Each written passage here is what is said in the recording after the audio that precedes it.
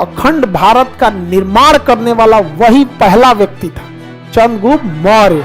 जब भी अंग्रेज आते थे ना तो सेना में पठानों को रखे, गोरखाओं को रखे, मराठों से लड़ाना था तो महार जाति के छोटे लोगों को रखा।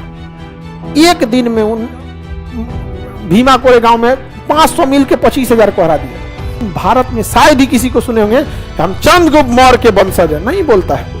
वो शरीर से थोड़े हरा रहे थे, सब मानसिक रूप से इतना पीड़ित थे लोग ना कि तलवार चले गोली चले कुछ नहीं देखेगा कोई। भारत को अखंड रूप से सम्मिलित करने की शक्ति अगर थी तो चंद्रगुप्त मौर्य और अशोक, चंद्रगुप्त मौर्य और अशोक। जिस दिन ये नहीं रहे ना उस दिन ये भारत के लोगों की कमी थी। एक छोटे से राजस्थान जैसे राज्य में 5 गो राजा हो गए लोग, और वही अगर चंद्रगुप्त मौर्य रहता तो कहता कि राजा बन गए। सब कहा होगा हमारे यहाँ, समझ में गया। लेकिन आप भारत में सुने किसी को कि चंद्रगुप्त मौर्य के नाम पे इतराते हुए? चंद्रगुप्त मौर्य नहीं। आप सुने होंगे महाप्रताप, पृथ्वीराज चौहान, भारत में इतराते सुने? चंद्रगुप्त मौर्य, अशोक के इतराते सुने हैं?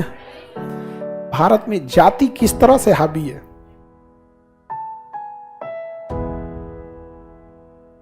जिसने पूरे अखंड भारत, म्यांमार से इतना तक, इस पे भारत में शायद ही किसी को इतराते देखे होंगे। सब छोड़िए, बिहार का आदमी ना इतराता है, उसका तो राजधानी बिहार था, पाटलिपुत्र। बड़ा इफेक्ट पड़ता है ये सब चीजों को। ये सब चीजें जब विदेशियों को पता चलती है ना तो इस सब का फायदा उठा लेते हैं।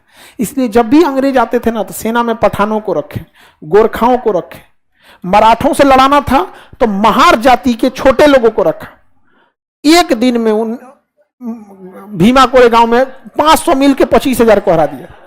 वो शरीर से थोड़े हरा रहे थे, सब मानसिक रूप से इतना पीड़ित थे लोग ना कि तलवार चले गोली चले कुछ नहीं देखेगा कोई। आप में लड़ने की शक्ति नहीं, लेकिन अगर आपके सामने कोई आपके माता पिता को मार देना तो फिर आप कह दीजिएगा तुम कितना बड़ा अधिकारी हो कि क्या हो, मार देगा आदमी। आप नहीं समझ में आया? देखेगा आदमी तुम कौन हो, हाँ आदमी छोड़ देगा, मारेगा ऐसे कि उसके रिश्तेदार देखने आएंगे बहुत अच्छे आदमी थे।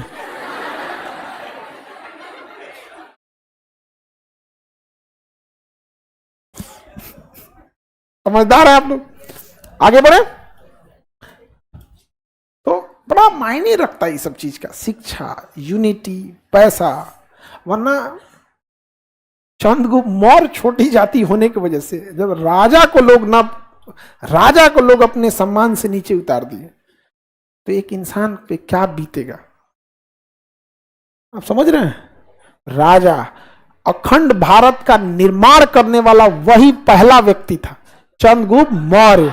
बाकी अशोक ने तो राज किया था उस पे, अशोक पोता था बिंदुसार, उसके बाद अशोक ने राज किया था उसके ऊपर। लेकिन संभाल के रखे अशोक महान, नो डाउट, क्योंकि उन्होंने पश्चिमी विस्तार भले नहीं किया, पूर्वी विस्तार किया कि नहीं किया? पूर्वी विस्तार तो किया। ऐसा तो नहीं था कि चंद्रगुप्त मौर्य के दिए गए क्षेत्र में उतना ही रह गए या उससे कम कर दिए रहते या उतना ही रहते तो महान नहीं जोड़ते, विस्तार किया। लेकिन छोटी जाति के थे, यही बीतता है उन छोटी जाति की वजह से। और उसके बाद जब उनको कोई कहता है ना कि आरक्षण क्यों नहीं छोड़ देते हो, तो लड़ने को तैयार हो जाते हैं। तो क्या गड़बड़ करते हैं? उनसे अब कितना छीनोगे? चंद्रगुप्त मौर्य रहता ना तो बाबर झावर को जेब में लेके घूमता, यहाँ पे आ जाओ हवेली पे। दम था मोहम्मद गौरी, गजनवी गौरी, नादिर शाह, अहमद शाह अब्दाली, मजा उठा जाते लोग, जेब में लेके घूमता उनको। कैसे लोग झोला में चूहा पकड़ के पटक देते हैं 4 बार।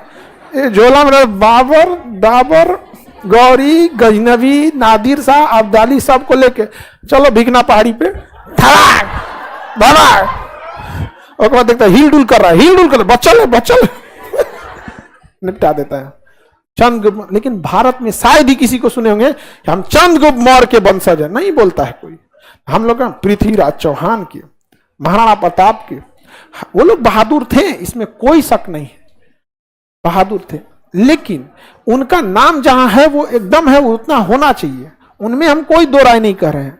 बहुत बहादुर थे, उतनी छोटी सेना लेके लोग सरेंडर कर देते। लेकिन वो लड़े थे। लेकिन इनको भूल क्यों गए भैया?